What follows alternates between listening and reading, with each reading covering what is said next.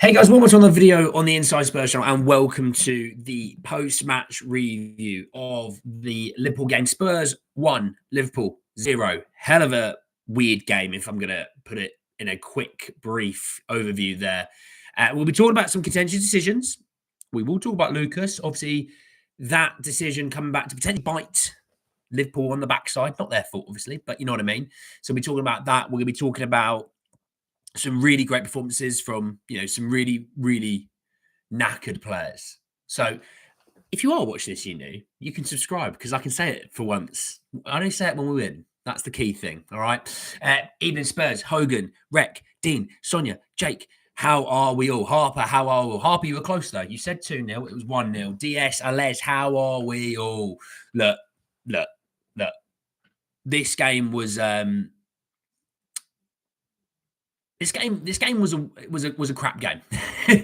It was a really, really boring first half. I don't think either team played well in the first half. I really, really don't. The second half was a little bit more like it. Obviously, had Porro scored that goal, that little dink where it goes wide, that could obviously maybe even open the game up even further. Obviously, Dragusin's amazing goal line clearance from Trent's volley.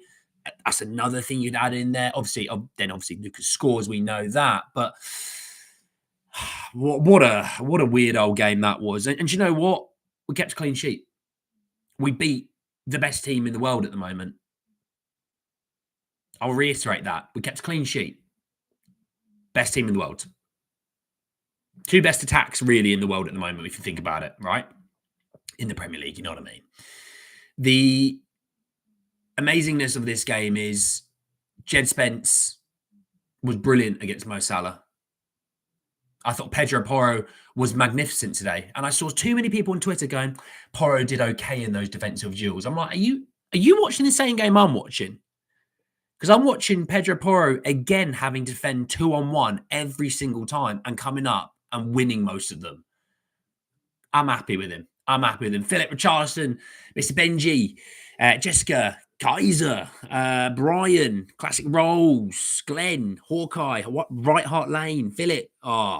Legends. All of you are legends. All of you are bloody legends. If I've missed anyone, I do apologise because 62 people have already joined in 2 minutes, and that's pretty mental. But look, do you know what? I thought the back line stood up magnificently well today. Kinsky. My goodness, it's been a little while since we've had a keeper who can knock it out from out the back. Now, Vic's pretty decent. Vic is pretty decent. And I'm not going to go as far as other people to say Vic's in trouble for losing his starting spot. Vic, his last game kept a clean sheet away to Man City in a 4-0 win. That was a pretty good game as well. So let's not throw Vic to the dustbin, all right? Let's not throw him to the side. But he was magnificent today, Kinsky. I mean, debut game, clean sheet against Liverpool, who are the top goal scorers in the Premier League. Are they? Just quickly look. Premier League table. This will be the telling stats. They've scored 47. We've scored 42. Yeah, two top goal scorers in the Premier League. Look, 47 goals they've scored in 19 games in the Premier League. Kinsky comes in, clean sheet. Knocks it around at the back. There was one time where he hits it first time and it goes a bit skewered up in the air, but we got away with it. The rest of the time, every ball that was played to the centre-backs or was pinged to the full-backs just had the right amount of power on it to allow those guys to get the ball under control and move. That's an ange ball keeper. All right, now look, it's one game. Let's not jump too overjoyed, but for what he had to deal with and what he had to come in with, brilliant. Made a couple of really good saves as well today. Really good. Vic might be in trouble. Don't you start this, Brian. Not yet. Well, but fair play. Fair play to him today. Kinsky exactly what ange ball needs. Absolutely. We're going to come to Bergvall in a minute. But look, overall, brilliant. Absolutely brilliant. And first game, clean sheet. You can't ask much more. Defensively, Jed Spence, like I said, magnificent against Mo Salah. I didn't really notice Mo Salah today. I mean, I've seen Desi Doggy do that to Mo Salah as well. So I know what a left back at Spurs does to him at times. But I think it was just an off game for Mo, if I'm honest. Didn't seem to get the ball all that much. They went more down the Porro side than the Jed Spence side. I don't know if anyone noticed that as well. But I thought Jed, whenever the ball did go out there, handled him very, very well. The centre halves, I can't speak enough about Archie Gray and how good he's going to be. He is going to be an absolute rock star for this club. I cannot keep saying it enough. Every time I talk about him, I say he's going to be a rock star. And again today showed me he will be a rock star. He's playing at centre-back. Had he played at right-back and played this, I'd go, God, he's a rock star, which is his secondary position. He's probably playing in his, fifth choice, maybe sixth choice position, and he's playing like that. Brilliant. Dragusin, people killing him for his distribution. It's like, shut up. He misplaces a pass here and there. He does. Yeah, we're so used to Christian Romero playing world-class passes so frequently. And we are so spoilt with Romero and his ability to play through the lines. But he was brilliant today. Defensively, sound as a rock. Did you notice Van Dijk from any set pieces? No, I didn't. I saw Van Dijk against Man United, who played 3 centre-halves, get success in the box. It's funny. Just, you say to the big fella, see that big fella? Just go on, off you go. Deal with him. And Dragusin goes, oh, I'll deal with him. You could tell he was pushing people out of the way. Just, I'm keeping an eye on you. You're going absolutely bloody nowhere, mate. And he handled it. But, the block off the line, brilliant.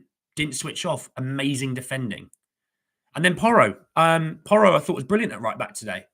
Absolutely brilliant today. Defensively sound as a rock for what he had to deal with. Didn't really give the ball away stupidly. There was a couple of times where he hoofed the ball forward and maybe gave it away. But I thought, overall, Porro was really, really good today. Really, really good today. By the way, I am missing so many comments. I do really apologise. I'm just trying to get through so much stuff because I want to go to bed. It's way past my bedtime. But I do have a summer fruit squash to keep me entertained. It is summer fruit squash, you can tell. It's the good stuff, all right? I thought I'd treat myself before I go to bed. Midfield, Bissouma, quietly great game today, Bissouma. Obviously obviously really, really horrific situation with Rodrigo Bentancur. He's gone to hospital. He's up moving and talking, but he has gone to hospital. Fingers crossed, it's nothing serious. It's just one of those things. I think we'll probably miss him for at least a couple of weeks. I just think if we treat it like a concussion injury, it's going to be at least a couple of weeks. And that's the attitude that I have, that we'll have him back towards the back end of January, which, yes, it's another one down, not great. And we get Bentancur back for all of about 5 seconds and he goes out injured again. I know.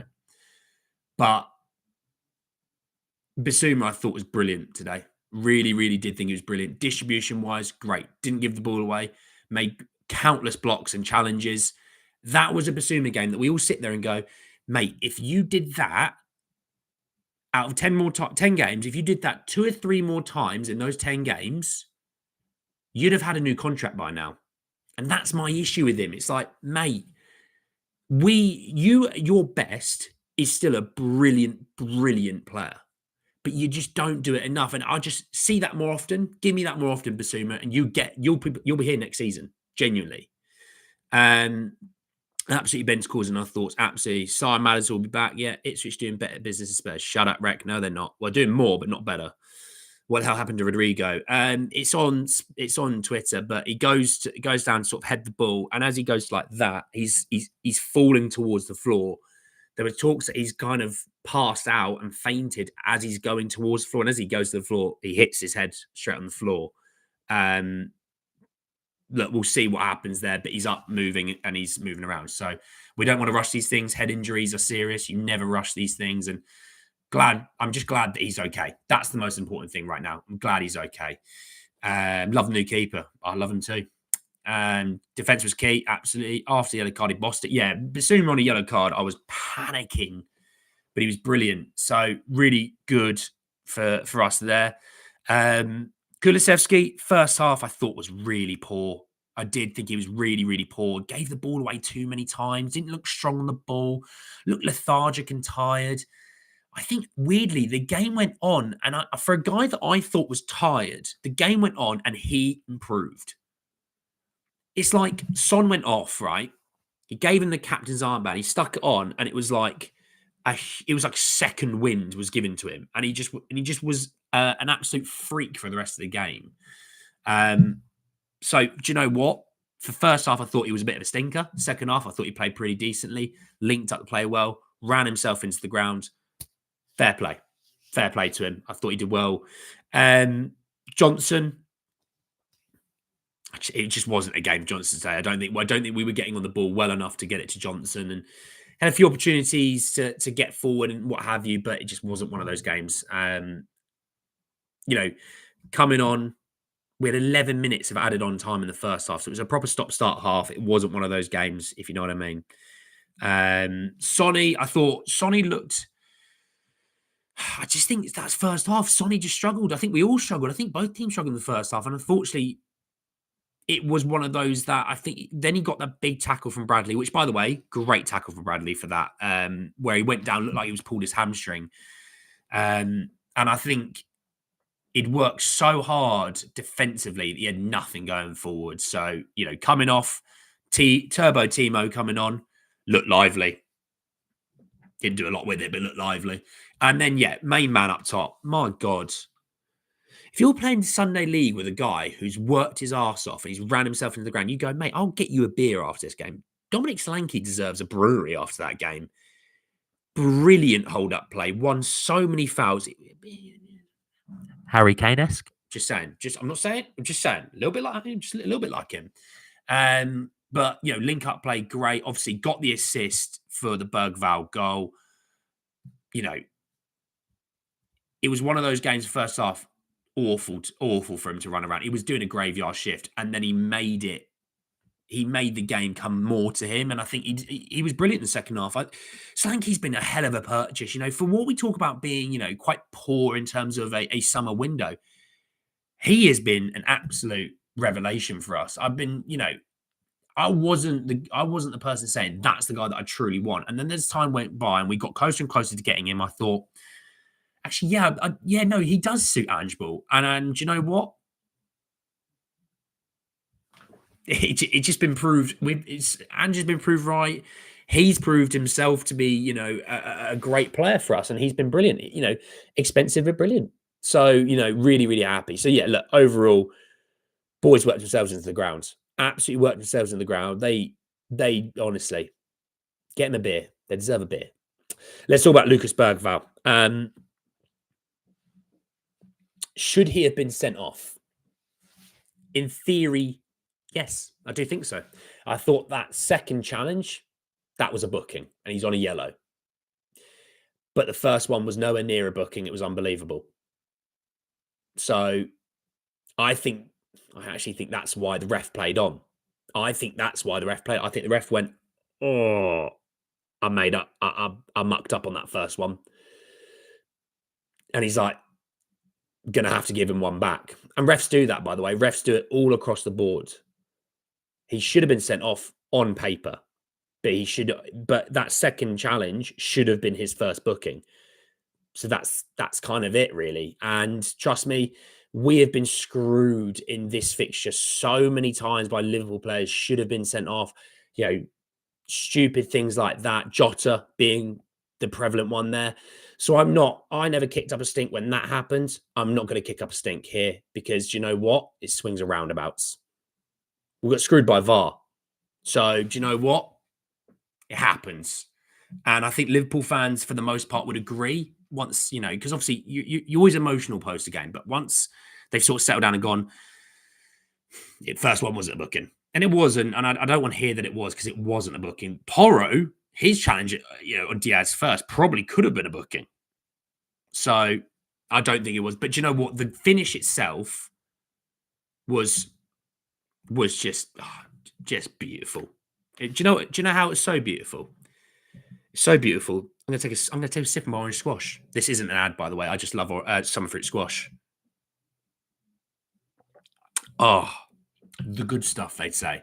So look, great finish. Happy for the guy. We ended Liverpool's 24-match unbeaten streak. I believe it's 24. Okay, this is what I was talking about. This is the best team in the world at the moment that we're playing. This is a team who I don't know what's going on with the Konate situation. Maybe it's because he's missing time. They don't want to rush him back. But, Quansah goes off and Endo comes on. And weirdly, we didn't target him with more of a high ball, playing into Dom and playing a bit target man-esque. Here we go. Van Dijk's talking about Bergvall. I think it was quite obvious it was going to be a second yellow. It was pretty clear. All people saw that. Minute later, he scored the winner. The ref made a mistake, in my opinion. I told him that. He did make a mistake, Virgil, because he shouldn't have been booked in the first place. So there you go, Big Verge. You know what I mean? I'm glad you agree with me, Verge. I'm glad you agree with me, mate. Solanke, Spence, Biss, outstanding. The main thing is we can beat anyone. Well, look, we beat the best team in the world today. Fit versus fit, we give them a hell of a fight every single time, home and away. But can I just state this? You're missing your number one goalkeeper. Whatever you think of Kinsky, you're missing your number one goalkeeper. You're missing your number one left back. You're missing your number one centre back, your number two centre back, your number three centre back. Your right back's playing at left back. Your 18-year-old centre midfielder is playing centre half. Your other centre half, he's not 100%. We all know he's not. You lose your number 6 minutes in or whatever it is to the game. So we're down to 6 players, and we've not even got past the number 6 position. There's only 6 There's only 6 positions there, and I've already named 6 players. You're also missing Pape. Maddison's your best creative player. You're missing Richarlison. Mikey was on the bench, still rusty. I'm still going to count as a player missed in theory. That's 10 players. They're 10 important fixtures in this squad. I don't know if I mentioned. I did mention Richie, I think I did. But if I didn't, regardless, my point still stands. It still aids it. How did Bentancur's injury not count as concussion protocol? Because they reckon he wasn't a concussion. It might have just been a fainting situation. But the way he landed made me think concussion. It was just a snap back and it's the bounce. As a guy obviously hits the floor, it's the one of those ones. And that's why for me, think concussion. Doesn't mean it is. For me, that's what I think, Spencer deserves more credit, absolutely. Commentators USV were pathetic immediately after getting talking about how bad Liverpool were. Oh yeah, we get no credit ever. It's boring. But do you know what? I like it. I like being disregarded at times. Being the underdog. Liverpool played all their best attackers at different points and still couldn't score versus us. We can be solid when we're at it. Well, do you know what? Let's be clear now. We look ahead to about a month's time for the second leg. What your defensive performance was today, you're going to need that plus a bit more at Anfield. Okay? Now, the key thing to that game is, on paper, as we speak, right this second, Spurs will be healthier for that game. This Spurs to that Spurs in a month, on paper, as we speak, right this second, should be healthier. Now, that's obviously knocking on wood and whatever wood else I can find. A little bit. There's a table over there. Mickey's going to be back. Romero's going to be back. Your 2 centre-halves. Vic will be back. That's your goalkeeper. Whether you think about Kinsky or not, I'm just saying.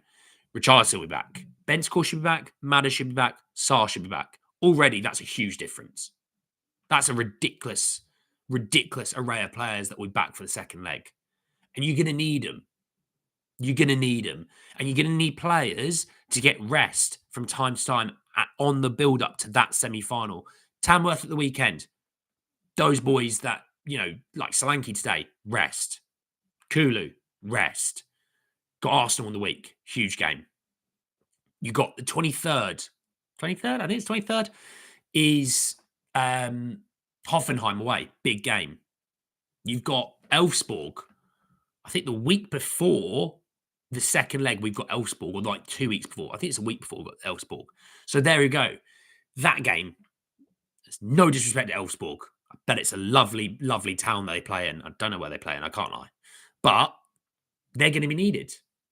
They're going to be needed to get some rest in those games time to time. Playing Mikey Moores. And, great to see Yang on the bench. He didn't come on, but it was great to see him on the bench. It means he's getting a little bit closer. So look, we'll see. Liverpool on the strong side. Spurs lost midfielders at the first 5 minutes. Hope Bentancur is okay. Nothing long term. I don't think it'll be long term. But a couple of weeks, I'd say at least. Radu was pretty good. Yeah, good save by Radu and the keeper for sure. Well, hopefully our players back and supposedly reinforcements in the transfer window. Yeah, well, that's the other thing as well, Dean. Thank you for reminding me. We will have players back from injury and suspensions, but we'll also have reinforcements. You know, if we talk about Kolo Muani, okay. We talk about Kolo Muani. We talk about, you know, centre halves and midfielders. You know, now let's be real. If Bentancur's down now, do they start to go? Actually, we need to get another midfielder in. Maybe they go. Actually, we need to get centre half in, and we'll move Gray into that midfield for the time being. Maybe that's the way they go about it. Because I have no issues if they don't get a midfielder and they go, but Archie Gray is now a midfielder. I go, okay, cool. That's a midfielder addition. Fine with that. Keep him out of centre half if possible. You know. Vicaria back early Feb. Potentially so, yeah. Potentially so. Have an updated squad, absolutely. Possibly Odebert, end of February, apparently. End of February. I thought it'd be later, but it'd be end of Feb, maybe early March. Just thought if the other players are coming in this window are as good as the keeper, we'll be cooking on gas. Oh,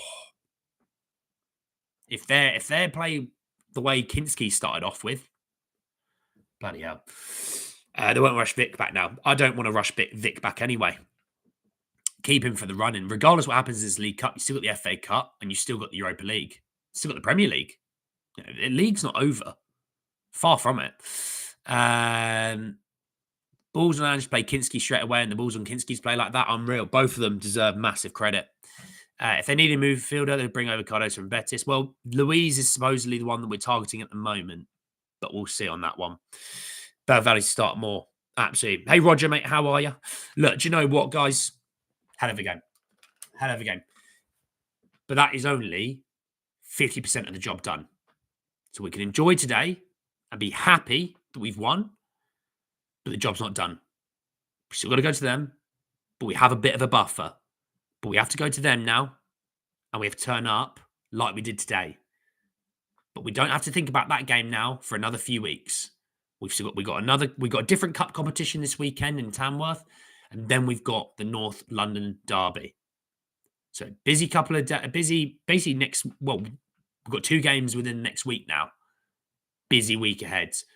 Obviously, transfer chat tomorrow because there's some stuff I want to talk about tomorrow. That will be there.